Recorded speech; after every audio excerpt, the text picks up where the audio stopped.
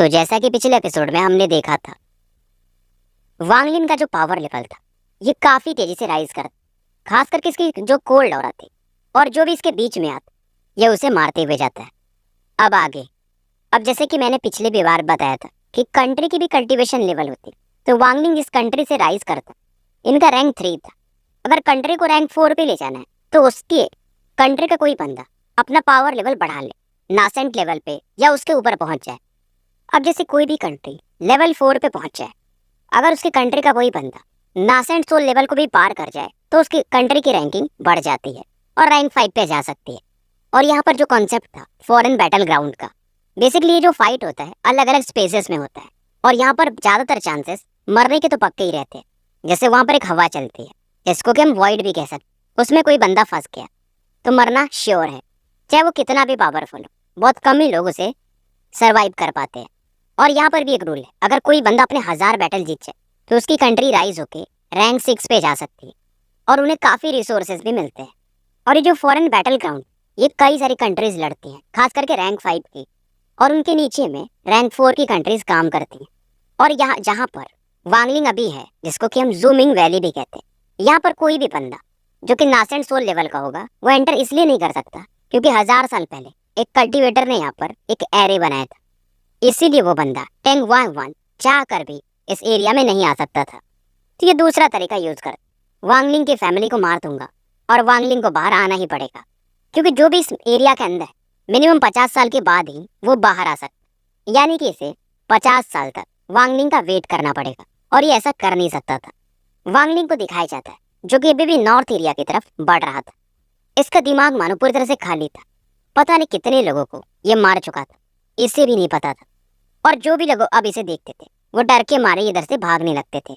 और वांग लिंग जब भी अपने पेरेंट्स को याद करता था, इसका दिल इतना कांप सा जाता था कि मानो ये अपने दिल को अपने चेस्ट से बाहर निकालने। और समय बीतते जाता है, इसकी बॉडी जो थी वो कमजोर पड़ते जाती है और वही इसका स्पिरिचुअल एनर्जी वो जी रियल्म के करीब पहुंच चुका था। इस दौरान ये मन ही मन सोच रहा था कि मदर फादर, आपका बेटा काम का नहीं है। ये इस समय जमीन की तरफ देखकर अपने माँ बाप को याद कर रहा था। तभी एक आवाज इसे सुनाई देती और ये हैरान हो जाता है। ये आवाज थी सेटुनान की, और सेटुनान बताता कि 5 दिन पहले तुम्हें टेंग वांग वन का मैसेज आया, वो मैंने सुना, और वो एक सोल फ्लैग टेक्निक यूज कर रहा है और जब तक वो उसके पास है तुम्हारे माँ बाप को भी जिंदा नहीं किया जा सकता। और ये समझाता कि मेरे पास ज़्यादा मेरी एनर्जी भी नहीं है, मैं तुम्हें 3 बार ही टेलीपोर्ट कर पाऊँ, तो तुम सोच समझ के यूज़ करना। मैं तो तुम्हें यही समझाऊंगा। मैं फिर से सोने जा रहा हूँ कि तुम फॉरेन बैटल ग्राउंड में चले जाओ, और वहाँ पर क्योंकि ऑरा काफ़ी ज़्यादा है तो मेरी रिकवरी भी जल्दी होगी। और सेटुलान फिर से सो जाते हैं। वांगलिंग भी सोच रहा था, मतलब मैं 3 बार ही उनकी ऑरा यूज़ कर सकता हूँ। इधर समय बीतते जाता है और 3 महीने निकल चुके थे। लगातार यहाँ पर डेमोनिक क्लैन और ऑर्थोडॉक्स सेक्ट्स का बैटल चलते रहता है। और जब भी ये लोग वांगलिंग को देखते थे यहाँ से एकदम फुर हो जाते थे, और वांगलिंग के जाने के बाद इनका बैटल दोबारा से शुरू कर लेते थे। तो जो वांगलिंग ये अपने मम्मी पापा को याद कर चुका था, और जो भी एक तरह से किया जाता है चाइनीज ट्रेडिशन में, उनको रेस्पेक्ट देना, क्योंकि एक तरह से वो मारे जा चुके थे। उसके बाद इसका दिमाग शांत हो जाता, एक गुफा ये ढूंढता है और यहाँ पर बैठकर अंदर ये सोचने लगता है, क्योंकि अब जो वांगलिंग था ये अपनी स्पिरिचुअल एनर्जी से परेशान था, जो कि काफी तेजी से राइज किया था, क्योंकि इसके स्पिरिचुअल एनर्जी में जो फ्रीजिंग पावर था वो अलग लेवल पे जा चुका था। इवन सेटुनान भी इसे समझ नहीं पाए थे। हालांकि सेटुनान वो रैंक 6 की कंट्री से थे, पर वहां पर भी ये जो पावर कहा जाता है जी पावर, यानी कोल्ड एनर्जी वाला पावर, वो भी गायब हो चुका था, जैसे कि मैंने पहले भी बताया। और मैं इस चीज को कल्टीवेशन के थ्रू एक नए वीडियो में कल एक्सप्लेन कर दूंगा। जी, डाओ और शी रियल्म, ये 3 माने जाते हैं। वांगलिंग बस इतना समझ रहा था कि इसके स्पिरिचुअल एनर्जी में कुछ चीज है जो कि एक्स्ट्रा है, कोई मिस्टीरियस चीज। इसी की वजह से इसका स्पिरिचुअल पावर काफी तेजी से इंक्रीज कर रहा था। फिलहाल ये अपने डांटिया, जिसको कि हम कोर भी कहते हैं, उसे ध्यान से देखता है, पर इसे कुछ समझ में नहीं आ रहा था। पर एक चीज दिखता है, इसकी जो स्पिरिचुअल एनर्जी थी अब एकदम डार्क ब्लू कलर की हो चुकी थी, और साथ में इसमें कुछ रेशे टाइप दिखाई दे रहे थे। अब वांगलिंग अपनी ऑरा को समन कर, इसके हाथ में एक बॉल टाइप जो कि आइस का एकदम जमा हुआ था, अंदर में थ्रेड्स देख सकता था ब्लू कलर्स के। और वांगलिंग इसे जितना भी सप्रेस करता था इसके पसीने छूटने लगते, और इन थ्रेड्स जो कि इसके ऑरा में मिक्स, इन्हें ये रिफाइन करने लगता है, स्पिरिचुअल एनर्जी से इन्हें रिप्लेस करने की कोशिश करता है। और इसका कोर आइस का, इसे ये काफी छोटा कर ले, और फिलहाल यहाँ से ये बाहर निकल जाता है। और ये वाला जो कोड था ये पूरी तरह से उन थ्रेड्स से बना हुआ था, यानी अपने बॉडी से इन थ्रेड्स को बाहर निकाला था। और फिलहाल इस चीज को ये एक पेड़ पर फेंक, और पेड़ पर जैसे ही फेंकता है पेड़ तो बर्फ का जम ही जाता है। आसपास का 300 मीटर का एरिया पूरी तरह से नीला पड़ जाता है, और जो भी इसके अंदर थे जमीन के अंदर भी वो मारे जाते हैं। और वांगलिंग को समझ में आता है क्योंकि इसके बॉडी में ये थ्रेड वाली हो रहा है, पता नहीं क्या है, पर इसको ये यूज कर सकता है। इसको रिफाइन करके वेपन टाइप बना करके समय समय पर ऐसा फेंक सकता है। हालांकि इसमें काफी मेहनत। और वांगलिंग रात में फिर से ये सेम ऑरा यूज करता है और एक नया ग्रेन रिफाइन करता है। 3 दिन में ये 3 ग्रेन रिफाइन कर चुका था, पर ये 3 काफी नहीं थे अगर ये किसी नासेंट लेवल के सोल कल्टीवेटर को इंजर्ड करना चाहता हो तो। और वांगलिंग के दिमाग में एक और ख्याल आता है कि अगर इन तीनों को मैं मर्ज कर दूं तो शायद इसका पावर बढ़ सकता है। और वांगलिंग ट्राई करना शुरू करता है। पहले ये 2 ग्रेन को मर्ज कर देता है, उनका कलर और भी ज्यादा डार्क हो जाता है। और वांगलिंग जैसे इनको तीसरे के साथ मर्ज करने जाता है एक एक्सप्लोजन टाइप होता है। ये तुरंत ही अपना टेलीपोर्टेशन टेक्निक यूज करता है जो कि स्टेटोनान के ऑरा के थ्रू था, यहाँ से गायब हो जाता है। हालांकि इस बार का ये जो अटैक ये पूरा 1 किलोमीटर के एरिया को फ्रीज कर देता है। वांगलिंग को समझ में आता है कि 2 ग्रेन को फिलहाल ये फ्यूज कर सकता है, तीसरे में ये एक्सप्लोड कर जाएगा। फिलहाल वांगलिंग दूसरा एक केव ढूंढता है और वहां पर जाकर अपना कल्टीवेशन शुरू करता है। समय बीतते जाता है और वांगलिंग ये अपनी जो कोल्ड ऑरा थी इससे फिर से कई सारे ग्रेन्स रिफाइन कर चुका था। और 1 महीना निकल जाता है और फिलहाल इसके ग्रीन स्वॉर्ड को दिखाया जाता है जो कि खुद में एक शायद स्पिरिचुअल वेपन था। इसका खुद का मानो अपना एक माइंड हो। ये अपने ग्रीन स्वॉर्ड को अभी भी पूरी तरह से रिफाइन नहीं कर पाया। इसे रिफाइन करने को सोचता है पर अचानक से ये कुछ लोगों को सुनता है जो कि मानो किसी बंदे को चेज कर रहे हो। और जब ये गुफा से बाहर निकलता है तो इसे 100 लोग दिखाई देते हैं जो कि एक बंदे को घेर के थे और ये इससे कह रहे थे कि लीशान तुम डाउ सेक्ट के हो और तुम्हारे पास पहले से टोकन है, तुम्हें और क्यों चाहिए। और लीशान को वांगलिंग पहले से जानता था, हैंगयू सेक्ट में एक दूसरे से मिले थे। लीशान यहाँ पर इसलिए आ पाया था क्योंकि जो फेक मैजिक पेल्स बनाता था इसमें ये महारत हासिल करके था। और इसी की वजह से जो पूनानजी थे डाओ सेक्ट के हेड, उन्होंने इसे यहाँ पर भेजा था। और जैसे कि पहले भी बताया गया था जितने टोकन्स आपके पास होंगे उतना अच्छा आपका परफॉर्मेंस है। और फिलहाल इसके पास 3 टोकन शायद आ चुके थे। हालांकि लीशान के साथ डाओ सेक्ट के बहुत सारे डिसाइपल्स आए थे, वो लोग तो ट्रैप हो जाते पर ये बंदा था होशियार, तो एक टनल बना करके ये बाहर आ गया था। पर इसे क्या पता था इतने सारे लोग पहले से इसकी ताक में थे। अब लीशान क्या ही कर सकता था, तो ये 2 टोकन्स इन लोगों की तरफ फेंक देता है। अब वांगलिंग भी इन दोनों टोकन्स की तरफ आगे बढ़ता है। एक बंदा इसे रोकना चाहता था पर अपने अट्रैक्शन टेक्निक से ये उस बंदे को दूर फेंक देता है। अब ये जो बंदा था लीशान ही काफी होशियार था, इसने दोनों टोकन्स जानबूझ के फेंके थे क्योंकि यहाँ पर 2 अलग अलग टीमें थी, तो इस टोकन्स के लिए वो फाइट करने लगी थी। और जब ये दोनों टीम वांगलिंग को देखती तो ये फाइट करना बंद कर देती है क्योंकि इनको इसके बारे में पता था। ये वांगलिंग को देखते ही पहचान जाते हैं कि हरी तलवार, आंखें एकदम बर्फ की जैसी, हो न हो ये वांगलिंग है। अब वांगलिंग ये अपने ग्रीन स्वॉर्ड को यूज कर रहा और एक कदम आगे बढ़, और तलवार, इसकी हरी तलवार लोगों को काटते जाती और ये लीशान के सामने प्रकट होता है।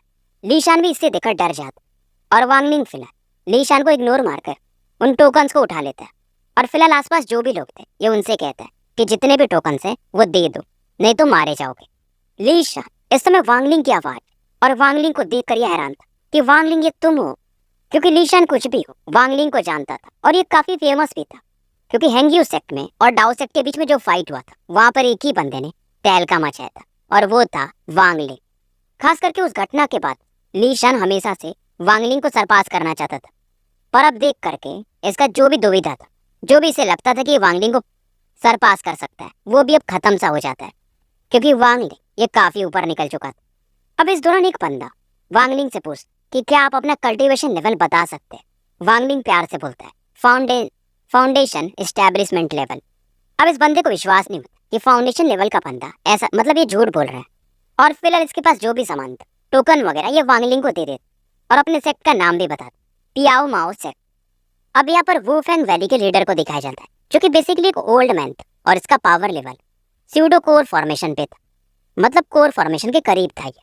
और यहाँ पर ये पहुंच चुका था और वांगलिंग से कहता कि छोटे बच्चे, तुमने काफी टोकन इकट्ठा कर लिए, अब इन्हें दो और यहाँ से निकलो। वांगलिंग इस ओल्ड मैन की तरफ देखता है जो कि काफी एरोगेंटली इससे बात कर रहा था और ये तुरंत ही वो जो ग्रेन ऑफ राइस इसने बनाया था अपने थ्रेड वाले पावर से उससे बाहर निकालता है।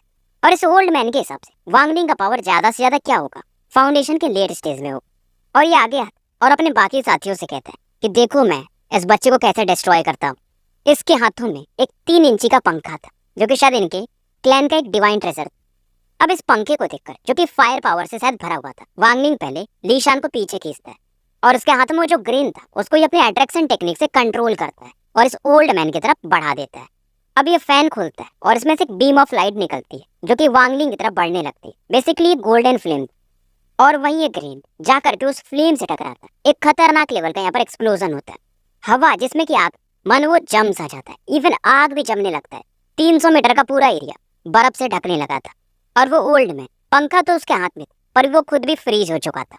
लीशान, जिसको कि वांगलिंग ने पीछे खींच लिया था, जब वो भी इस चीज को देखता तो हैरान था। हेवान सेक्ट के कुछ लोग थे जो कि 500 मीटर की दूरी पर खड़े थे, पर उन्हें भी अब समझ में आ चुका था।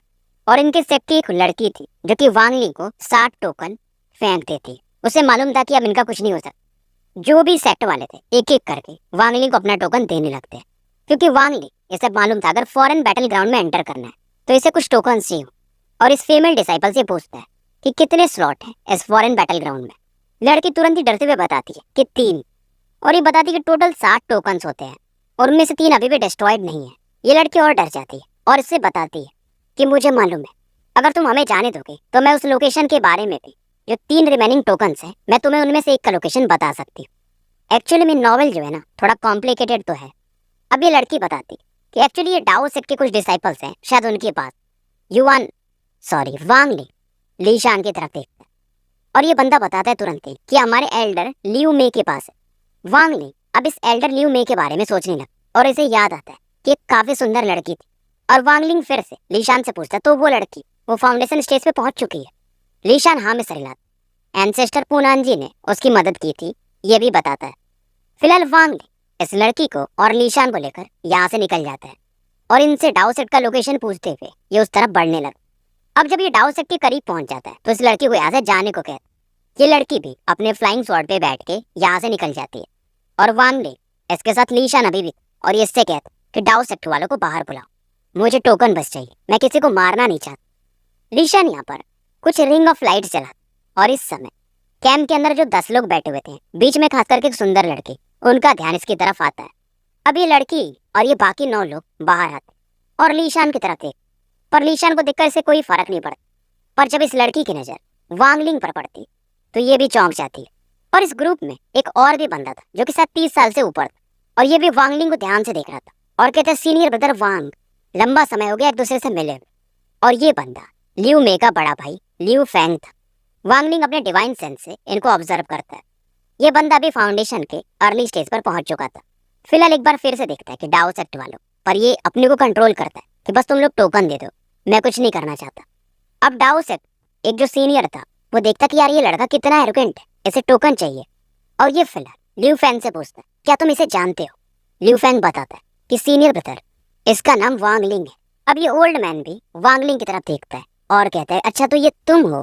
मानता हूँ कि चलो तुम भी फाउंडेशन लेवल पे पहुंच चुके, पर इतना कमांड सही नहीं है। और एक हल्का सा अटैक, विंड टाइप अटैक, ये वांगलिंग की तरफ बढ़ा देता है। वांगलिंग इस अटैक को डॉज भी नहीं करता। ये हवा का जो झोंका था जब वांगलिंग के करीब पहुंचता है 5 मीटर पहले ही बर्फ के समान जम जाता है और पलक चपक एक ग्रीन लाइट काफी तेजी से बढ़ती है और ओल्ड मैन के बॉडी के आर पार निकल जाते हैं और ये भी बर्फ से जम के मारे जाते हैं। तो वांगलिंग का इसके स्वॉर्ड से भी कंट्रोल थोड़ा हट रहा था। जब भी इस ऑरा को यूज करता मानो ये ऑरा इतनी अनकंट्रोलेबल हो कि ये भी इसे संभाल ना पाता। लियू फैंग भी जब ये चीज देख तो ये भी एकदम डर जाता। लियू फैंग काफी सरप्राइज, पर इसकी बहन जो थी लियू में, उसे ज्यादा फर्क नहीं पड़ता। ये लड़की तुरंत ही टोकन निकालती है और वांगलिंग की तरफ उछाल देती है। शुरुआत से इसने कुछ नहीं बोला पर ये ध्यान से वांगलिंग को देख रही थी। वांगलिंग तुरंत ही फिर इसके बाद यहाँ से निकल जाता है और ये लड़की इसको देखते ही रह जाती। मुझे यहाँ पर कुछ गड़बड़ लग रहा है, शायद इसके प्यार में गिरने वाली है।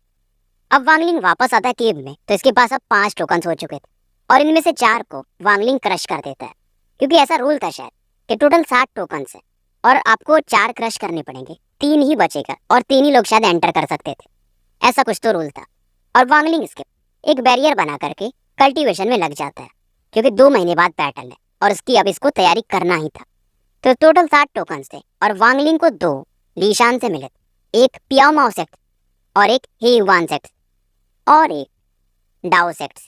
अब जो बचे 2 टोकन थे, एक शायद कॉप सेक्ट के पास थे और एक टोकन इसको भी नहीं पता था। और फिलहाल ये जो ग्रेन्स थे इन्हें टोटल 3 ये बना चुका था। तो एक तो सिंगल ग्रेन, बाकी जो 2 थे उन्हें 2-2 से मिला करके इसने बनाया था। वांगलिंग इस दौरान एक बीड बाहर निकालता। ये बीड इसे अडाई ने दिया था, पहला गिफ्ट। और ये फिर से अपने ग्रीन स्वॉर्ड को बाहर निकालता, क्योंकि जो फ्लाइंग स्वॉर्ड था इससे इसका कंट्रोल थोड़ा सा हट रहा था।